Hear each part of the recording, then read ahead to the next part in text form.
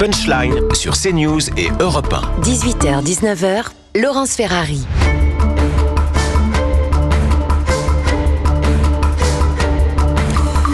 18h36 de retour dans Punchline sur CNews et sur Europe 1. On accueille Louis Gauthier. Bonsoir. Bonsoir. Ancien secrétaire général de la Défense, de la Sécurité nationale. On va évoquer avec vous ce qui se passe du côté de l'Arabie Saoudite, ces négociations de paix autour de la guerre en Ukraine entre Américains et Russes. Et puis ces phrases de François Bayrou quand même, qui pronostiquent le retour des heures sombres de l'histoire. Pour la première fois, dit-il, depuis 1945, la guerre peut arriver sur le sol européen autour de nous. Vous êtes aussi pessimiste que lui, Louis Gauthier, ou pas ? Je pense qu'on est à un basculement, à un tournant, que les Européens ont raté beaucoup d'étapes historiques qui conduisent à une situation où ils ont le dos au mur aujourd'hui sur la sécurité en Europe. Ils l'ont raté sur le terrorisme, ils l'ont raté au moment du Covid, ils l'ont raté après le conflit des Balkans, c'est-à-dire qu'ils ont franchi à chaque fois des petites marches, mais jamais le palier suffisant. Et aujourd'hui, est-ce que les Européens sont prêts à prendre collectivement des responsabilités stratégiques ?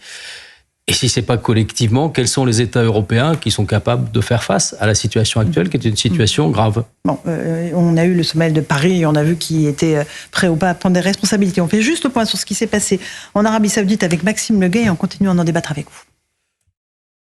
C'était une prise de parole très attendue. Après plusieurs heures de discussion avec leurs homologues russes, la diplomatie américaine s'est exprimée à Riyad pour évoquer l'avancée des pourparlers sur la question ukrainienne.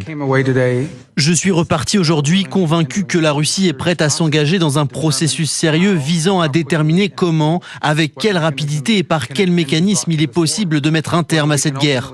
Une déclaration et des propos inédits alors que les échanges entre Américains et Russes s'accélèrent et qu'une rencontre entre Donald Trump et Vladimir Poutine est annoncée très prochainement. Mis pour l'instant à l'écart des discussions, les Européens prendront également part aux négociations, selon Washington. D'autres parties comme l'Union européenne va devoir se joindre à la table des négociations à un moment donné car elle a également imposé des sanctions à la Russie. Moscou, de son côté, a salué des échanges jugés utiles et a également réagi aux propositions de certains pays européens de déployer des troupes au sol. Nous avons expliqué aujourd'hui que le déploiement en Ukraine de troupes de forces armées des pays de l'OTAN ou sous le drapeau de l'Union européenne était bien sûr inacceptable. Volodymyr Zelensky a quant à lui déploré une rencontre américano-russe à laquelle il n'a pas été convié. Le président ukrainien réclame des pourparlers équitables, incluant l'Union européenne, le Royaume-Uni et la Turquie. Qu'est-ce qui est en train de se jouer là, Louis Gauthier ? Les Américains et les Russes font comme s'il n'y avait personne d'autre à la table de négociation. Ils nous disent juste, oui, vous pourrez venir pour payer, quoi. Quantité négligeable, oui. On a un peu l'impression, le général de Gaulle aurait dit, c'est le condominium, un nouveau condominium, sauf qu'on est plus sous la guerre froide et que les Européens ne sont pas l'otage d'un conflit planétaire, qu'il soit à l'Est ou qu'il soit à l'Ouest. D'où la nécessité qu'ils se réveillent. M. Rubio, qui s'engage dans des négociations, l'important, c'est pas d'engager des négociations, c'est de savoir quel est le point de sortie, comment on en sort. J'entends M. Lavrov, très habile, c'est un redoutable négociateur. Je vois ce qui se dit au Kremlin, on souffle tantôt le chaud, tantôt le froid, comme là, notamment sur la possibilité de garanties militaires apportées par les Européens. Donc de troupes au sol, hein. Oui. Donc il faut garder pour l'instant la tête froide face à des négociations qui commencent, mais qui sont quand même des enjeux cruciaux pour les Européens, parce que ce qui est à la clé de ces négociations, c'est le sort de la stabilité du continent européen, de sa sécurité. Monsieur Vincent Roy, là-dessus, on est dans une situation d'impuissance de l'Europe. Oui, je ne vois pas comment on échapperait, d'une certaine manière, de près ou de loin, selon un certain nombre de proportions, mais tout de même à une partition de l'Ukraine. Malheureusement, je dirais, et les Américains ont commencé par là, ils ont commencé par fixer des lignes rouges, non pas avec les Russes avec qui ils doivent négocier, mais avec leurs alliés. Donc ils ont dit qu'il y aura une situation de fait qu'on constatera, qui est aujourd'hui établie par la guerre. Et donc toute la question, c'est de savoir comment on établit un cessez-le-feu, comment autour de cette ligne de cessez-le-feu, il y a une démarcation, il y a une démilitarisation, et comment sur la partie occidentale de l'Ukraine, on assure la sécurité de Kiev et des Ukrainiens. Et donc, comme toujours, le diable, il est dans les détails. On peut dire tout ça, c'est facilement. Mais après, comment vous faites respecter cet accord de cessez-le-feu? Si les Russes brisent cet accord, comment vous intervenez pour les repousser? Et donc là, il y a visiblement la nécessité du déploiement d'une force multinationale d'observateurs du respect du cessez-le-feu. Ensuite, il y aura une première ligne ukrainienne, parce que c'est leur responsabilité de défendre leur territoire. Et il faut savoir ensuite quelles sont les forces, les garanties qui sont données pour assurer les forces ukrainiennes que si de nouveau le conflit recommençait, on ne laisserait pas s'emballer. Les premières garanties, elles sont d'ailleurs de la maîtrise de leur espace aérien, parce que c'est de là dont reviendrait probablement la menace. Ensuite, c'est l'accès à la mer Noire pour pouvoir continuer à exister économiquement. Et enfin, il y a la question, évidemment, si la ligne de cessez-le-feu n'était pas tenue et s'il y avait une invasion terrestre, qu'est-ce qui se passerait? Vous voyez bien qu'immédiatement, on décrit ça comme des missions. Après, il faut décliner tout ça en termes de mandats donnés aux forces. C'est des vies humaines qui sont en jeu pour assurer ces garanties. C'est toute une série de choses très sérieuses. Donc, on ne voit pas comment les Européens pourraient se voir imposer une solution à laquelle ils n'ont pas participé. Ils ont mené cette guerre sans la livrer, en étant très largement suiveurs des Américains. Et aujourd'hui, il n'est pas question, à mon avis, qu'ils donnent des garanties de paix ou de sécurité, d'une paix qu'ils n'auraient pas eux-mêmes commencé à chercher à établir. On va juste écouter Jean-Noël Barrot, ministre de l'Europe et des Affaires étrangères, qui aujourd'hui à l'Assemblée nationale a dit, comme François Bayrou, qu'il estimait que le risque d'une guerre en Europe n'a jamais été aussi élevé. Écoutez-le. Le Premier ministre l'a dit ce matin, jamais, sans doute depuis 1945, le risque d'une guerre en Europe, autour de nous, n'a été aussi élevé qu'aujourd'hui. Nous voulons la paix, non pas une pause transitoire, non pas un cessez-le-feu fragile, nous voulons la paix. Mais face aux velléités impérialistes, comme vous les avez appelées, pour obtenir cette paix durable, il nous faudra imposer de la résistance et il nous faudra imposer de la force. C'est pourquoi, lorsque la paix aura été trouvée, et je rappelle que quoi qu'on entende, les négociations n'ont pas encore commencé. Alors les Européens seront amenés à contribuer à construire cette capacité de dissuasion durable. Et d'ici là, nous allons continuer à amplifier, à accroître la pression sur Vladimir Poutine et sur la Russie avec un 16e paquet de sanctions qui sera adopté dans les prochains jours. Voilà, Louis Gauthier, ancien secrétaire général de la Défense de la Sécurité nationale. On va imposer un nouveau train de sanctions à la Russie ? Sans doute. C'est ça la réponse française ? Les expressions à l'Assemblée, c'est on est menacé d'un conflit, mais je suis désolé, ce conflit existe depuis 2022 en Europe. Donc la question aujourd'hui est de savoir comment on rétablit, on trouve une solution pour sortir de ce conflit et on trouve des éléments qui permettent de stabiliser la sécurité continentale. Alors là, il a raison de dire que tout ça ne peut pas se faire sans la voix des Européens et sans que les Européens, c'est eux qui vivent sur ce continent, soient les architectes de cette équation de sécurité, forcément avec les Russes. Mais c'est pas le cas, on est complètement out. Oui, mais c'est ce que j'ai dit, on a commencé des négociations. À un moment, il va falloir aussi que les Américains, j'ai vu qu'ils envoyaient des QCM pour savoir comment on pourrait participer, de quelle façon.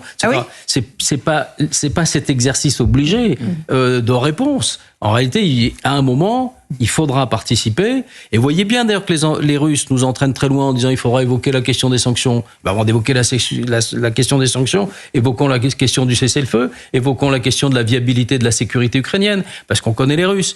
Aujourd'hui, quand ils refusent cette garantie, que cette garantie soit donnée par les Européens, c'est quoi? C'est la neutralisation de l'Ukraine? C'est la démilitarisation de l'Ukraine? C'est repartir dans un risque de fragilité, de vortex de sécurité en Ukraine pour l'ensemble du continent? Pas faux. Jules Torres. Non, mais juste pour revenir un instant sur la prise de parole de Jean-Noël Barrot, on aurait pu entendre les mêmes mots et quasiment un copier-coller sous Monsieur Le Drian en 2022, sous Madame Colonna en 2023, sous Monsieur Séjourné en 2024. J'ai l'impression quand même que on a parlé de cet aveuglement des Français et des Européens face à cette question de la guerre en Ukraine, où la diplomatie malheureusement est arrivée beaucoup trop tard. François Fillon et Nicolas Sarkozy dès 2022 avaient alerté que cette guerre elle allait être ce qu'elle a été, qu'il fallait mettre les Russes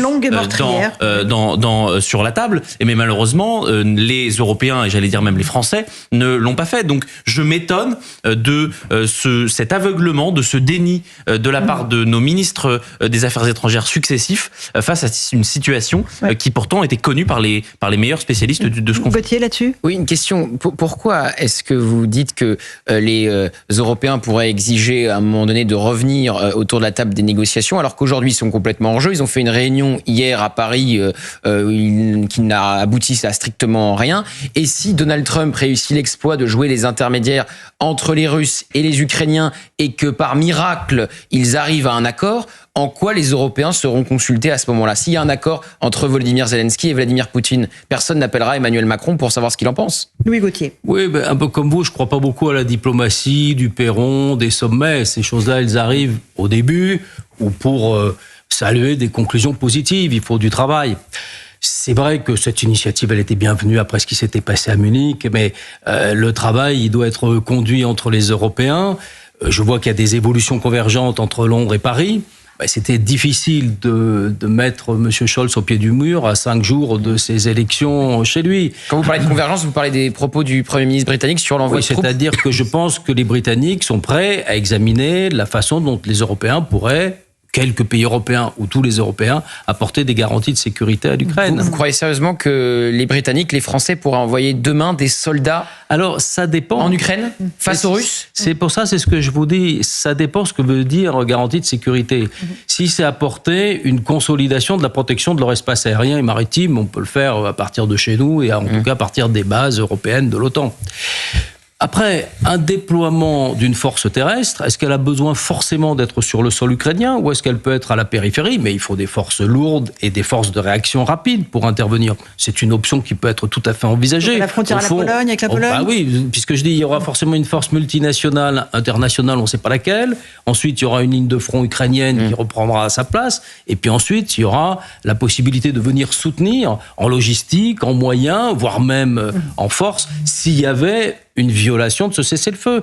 D'une certaine manière, même la présence sur le territoire ukrainien peut poser des questions dans la durée, parce que je l'ai vu, regardez le Kosovo, on a déployé des hommes en 99 et on les a retirés 15 ans plus tard. Donc il faut aussi être vigilant. Pourquoi? Parce que dès lors qu'on retirera une unité, un contingent, voire un soldat, on dira la France ne respecte pas sa parole. Donc il faut être très vigilant là-dessus. Mais au moment où les États-Unis sont dans un processus de désescalade avec les Russes, on a l'impression que les Européens qui se sont réunis à Paris sont au contraire dans un processus d'escalade en disant on va envoyer des hommes, on va envoyer des troupes. Alors que Trump on va faire des sanctions. Parle de la fin de la guerre, nous on a l'impression qu'on parle de la continuité de la guerre. Oui, Gauthier. Et non par d'autres moyens.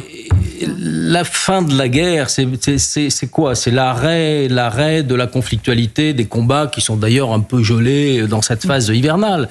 Donc ça, ce n'est que le début d'un long processus qui doit d'abord conduire à sécuriser l'Ukraine. C'était la question qui était posée au début. Comment on évite que, reprenant des forces, à un moment donné, les Russes se mettent à réattaquer l'Ukraine ou décident d'aller agresser un autre pays. Souvenez-vous, quand même, la Russie, c'est la Géorgie en 2008, la Crimée en 2014, et là, 2022-2024, l'ensemble du Donbass, 20% du territoire ukrainien. Donc il y a une question de confiance avec les Russes sur leur appétit territorial, leur volonté militaire de continuer. Mais à côté de cette guerre, ou de ces guerres ouvertes que mènent les Russes, vous avez une guerre couverte, qui sont contre nos intérêts, une guerre cyber, des intimidations, des manipulations sur des processus électoraux. Donc, vous êtes bien obligé de dire que c'est une décrudescence de la belligérance russe, pas simplement en Ukraine, mais sur l'ensemble du continent. On ne peut pas passer un deal et réduire des sanctions si les Russes continuent à avoir sur nous, sur nos câbles sous-marins, sur des gesticulations hostiles dans les espaces aériens, comme on a pu le voir. Des ingérences. Voilà, des ingérences permanentes. On ne peut pas être dans cet état-là. Donc la paix ou la désescalade, elle implique aussi une discussion avec les Russes sur leur comportement, qui n'est pas simplement un comportement belligène et l'agression de l'Ukraine, mais sur l'ensemble du continent. Oui, Gauthier, il y a aussi la question de la sécurité de l'Europe, et de la défense européenne, ce mot dont tout le monde parle depuis 20 ans et rien ne vient. On va juste écouter Thierry Breton, ancien commissaire européen. Il était l'invité ce matin de Sonia Mabrouk. Il dit qu'évidemment, les Européens réalisent qu'ils ne peuvent plus dépendre uniquement des États-Unis pour leur sécurité. Écoutez-le. Nous sommes en train de vivre un moment qui, pour moi, est un moment historique, peut-être aussi important que celui que nous avons connu lors de la chute du mur de Berlin. Pourquoi dis-je cela? Parce que pour la première fois depuis très longtemps, les Européens, en tout cas 26 États membres sur 27, se rendent compte qu'on ne peut plus dépendre désormais des seuls États-Unis pour notre sécurité. Je mets le 27e à part, la France, parce que nous sommes un pays doté, nous avons l'arme nucléaire, on est autonome pour notre défense, mais c'est vrai que désormais, il va falloir que tous les pays européens en tirent les conséquences. On est autonome, Louis Gauthier, mais on est ligoté par l'OTAN, de toute façon, que nous avons réintégré il y a quelques années. Alors, la réintégration dans l'OTAN, je pense qu'elle a été, d'un point de vue militaire, de l'interopérabilité de nos forces avec les autres, la standardisation de nos procédures utiles.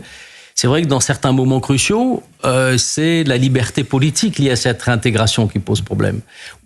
Et donc, qui fait qu'on peut s'interroger. Et en tout cas, aujourd'hui, où on est amené de toutes les façons à une réflexion qui soit nous amène à convertir l'OTAN pour l'européaniser, si les Américains font défaut, soit à trouver un autre cadre. Et nous n'avons pas préparé suffisamment le cadre européen. C'est ce que dit Thierry Breton très bien. On l'a tenté, il y a eu plusieurs propositions, plusieurs projets qui ont évolué dans le temps, mais on est aujourd'hui à une heure de vérité. Et qu'est-ce qui nous manque? Des moyens de commandement et de planification, y compris d'ailleurs pour apporter ces garanties à l'Ukraine. Quel sera l'état-major de planification?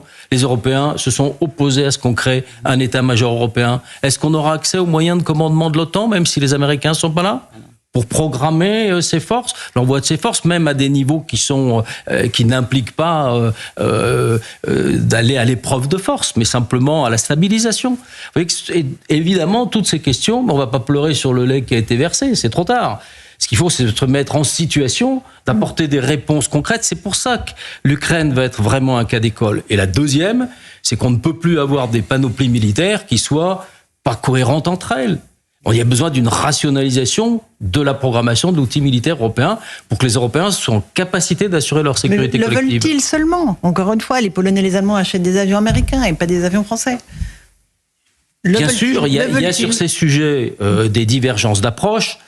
Mais il y a aussi des possibilités de progrès énormes. Et d'ailleurs, le desserrement des contraintes financières ou des contraintes économiques, le fait qu'on pourra accepter que les dépenses de défense ne soient pas comptabilisées dans les ratios de déficit public, la possibilité d'un emprunt européen, l'intervention de la BEI, etc., montre qu'on peut mobiliser de l'argent européen, à condition effectivement de ne pas aller acheter du matériel d'une guerre qui sera derrière nous si cette guerre d'Ukraine se termine. Mais évidemment d'investir sur de la technologie, sur des moyens qui sont les moyens de demain et qui rentreront les Européens au niveau stratégique adéquat. Et c'est là où va se poser la question, enfin deux questions. Déjà, est-ce que les peuples européens souhaitent cette défense européenne? Parce que ça coûte de l'argent. Et la deuxième question, c'est quel sera le rôle de la France dans cette défense européenne? Parce qu'on sait très bien que la France est le seul pays de l'Union européenne à avoir une industrie de défense autonome. On est capable de fabriquer des chars, des missiles, ce dont ne sont pas capables les autres pays européens. On a le bouton nucléaire qui est quand même quelque chose qui permet à la France d'être autonome et indépendant. Donc la question c'est est-ce que encore une fois la France va être naïve et déléguer sa place dans la souveraineté européenne à l'Allemagne, c'est ce que proposait un certain nombre de députés, notamment issus de la Macronie, ou est-ce que justement Emmanuel Macron va prendre cette aventure finalement pour redonner à la France sa souveraineté? Gauthier, rapidement. Oui, non mais Louis Gauthier, une question, pour faire simple, est-ce que vous croyez avant la fin de l'année à la fin du conflit entre les Russes et les Ukrainiens? Fin de l'année, donc 25. Fin de l'année 25. C'est ce que pronostique par exemple l'ancien ministre Pierre Lelouch. Oui.